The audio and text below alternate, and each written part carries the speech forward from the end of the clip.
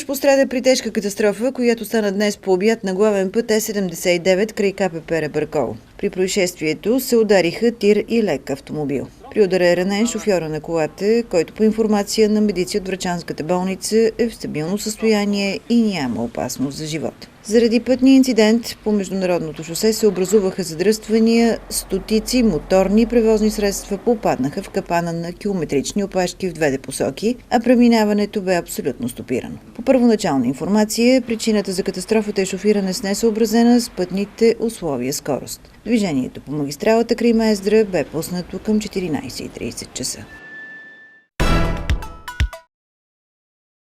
За нова, изключително модерна измама съобщават потърпевши в социалните мрежи. Схемата е следната. Получавате известие, че в местен клон на банка има писмо до вас.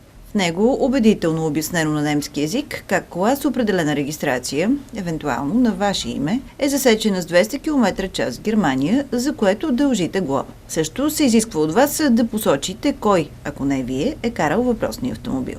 Актът, за който става въпрос, е едва 15 евро. Най-отдолу е даден номер и адрес за кореспонденция, което всъщност се състои източването на парите ви. Установено е, че номерът е Костин Бродски, от тези импулсните. Звъниш, обясняват ти 5 минути нещо и в края на месеца изгаряш като факла с поне 300 лева сметка за телефон, разказва мъж от Велико Търново. На този етап схемата е все още непопулярна, затова потърпевши бързат да разгласят за новия престъпен капан за източване на пари сред обществената аудитория. Така че бъдете внимателни и не се поддавайте на елементарни провокации.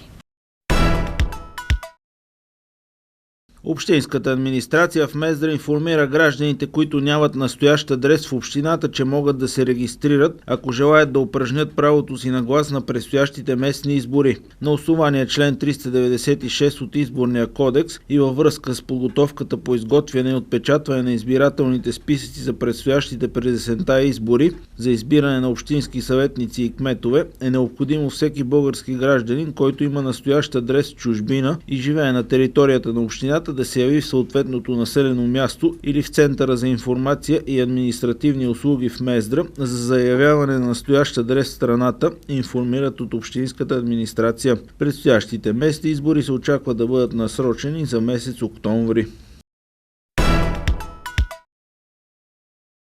Болничните отново вкараха в преразход НОИ.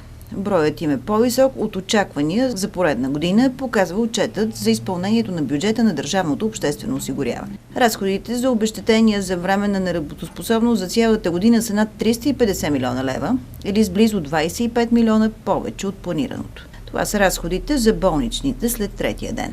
Първите 3 дни се поемат изцяло от работодателя. За миналата година са платени 2 милиона 460 хиляди броя болнични, което е с 105 хиляди повече спрямо по-миналата година.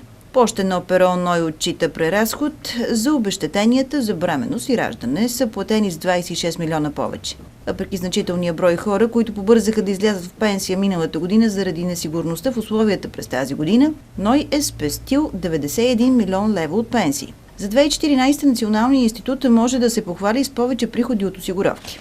Приходната агенция е превела над 3,6 милиарда лева от социалните осигуровки от работодатели, работещи и самоосигуряващи се, заедно с лихвите и глобите. Сумата е с близо 58 милиона повече спрямо плана. Пенсии за осигурителен стаж и възраст са отпуснати на повече от 53 хиляди българи или с близо 43 на 100 повече спрямо 2013. В края на февруари в Мездра ще гостува известния български алпинист Атанас Скатов. Срещата с любителите на екстремните спортове от Железничарския град се организира с помощта на председателя на Общинския съвет Делян Дамяновски и ще се проведе на 26 февруари от 17:30 часа в заседателната зала на община Мездра. Атанас Скатов е човекът покорил за едногодишен период всички най-високи върхове по всички континенти на Земята, с изключение на един в Аляска. Освен интересния разказ на този невероятен човек, ще бъде прожектиран и филм, подготвен от алпиниста. Атанас Скатов разказва за себе си, че е на 36 години по лична карта, 17 по тяло, 323 по душа, 745 по дух и 6 години по хитрост. Само за 2 години през 2013 и 2014 той успява да изкачи първенците на Африка, Европа, Южна Америка, Азия, Австралия и Океания и Антарктида като веган, както и да достигне до 6900 метра на връх Ленин в планината Памир. Веганите са хора, които са пълни вегетарианци, не само се хранят изключително с растителни храни, но и не използват продукти от животни или свързани косвено с тях. Успехът на Скатов с континенталните първенци е без прецедент в българската спортна и алпийска история и няма българин, който е успял за по-малко от 24 месеца да изкачи 6 континентални първенци. В световен мащаб пък няма веган с подобно постижение и той е първият такъв човек в света, успял да изкачи Еверест, Карстенц, Винсън и другите първенци. Нека всички приятели на планината и почитатели на смелостта и постижението на този човек се чувстват поканени да присъстват на този малък празник за Мездра, приканват организаторите.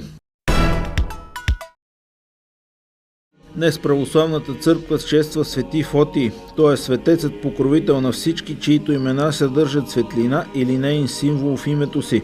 Свети равноапостол Фотий е цариградски патриарх. Умира в заточение на 6 февруари 891 година. Той се е борил против изопачаванията на християнството и често е влизал в разногласие с византийските императори. Преподава в Магнурската школа на Константин Кирил Философ и на бъдещия цар Симеон Велики. С неговото име и ревностен християнски дух е завинаги свързана и българската история, защото именно патриарх Фотий убеждава Константин Философ да проповядва християнството сред славяните. Той пише изключително ценен исторически документ, обширно послание върху християнската вяра и живот, адресирано до българския цар Борис I. Днес имен ден празнуват Пламен, Пламена, Огнян, Светлин, Светла, Светослав, Светослава и всички, които носят в името си светлина.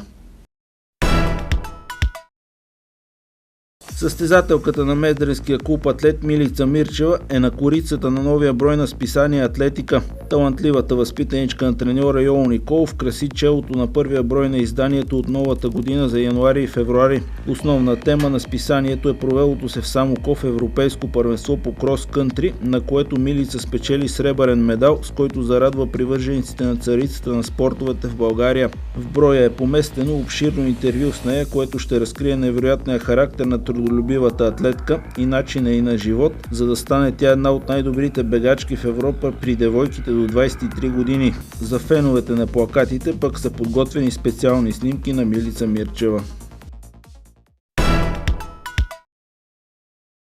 Футболистите на Локомотив Мездра заминаха за Балчик, където ще проведат 10-дневен подготвителен лагер. По време на подготовката си край морето, възпитаниците на Иван Редовски и Мартин Кушев ще изиграят 5 мача. На терените в курортния комплекс Албена мездренци ще участват в турнира Балчик Къп 2015, заедно с отборите на Динамо Алто от Молдова, Ботев Нови Пазар и домакините от Черноморец и ще изиграят 2 допълнителни проверки с Спартак Варна и Добруджа. Първата среща на мездренци е утре от 14:30 часа срещу молдовския тим. Междувременно вече се изигра един двубой от турнира, в който Черноморец Балчик и Динамо Алто завършиха наравно 1-1. За събота е предвиден да се играе и третия двубой от надпреварата между Балчикли и Ботев Нови Пазар. Треньорският щаб на Локо Мездра определи група от 21 футболисти, които ще вземат участие в срещите в Албена. От нея отпаднаха контузените нападатели Васил Калоянов и Даниел Стефанов, които все още се възстановяват от травмите си. С отбора са всички останали нови попълнения, които бяха привлечени през зимната пауза: Николай Христозов, Христо Попадин, Александър Михайлов, Петър Мицев, Георги Стоичков и Мартин Стоичков. За морето замина и един от юношите старша възраст на клуба, халфа Ивайло Бояджиев.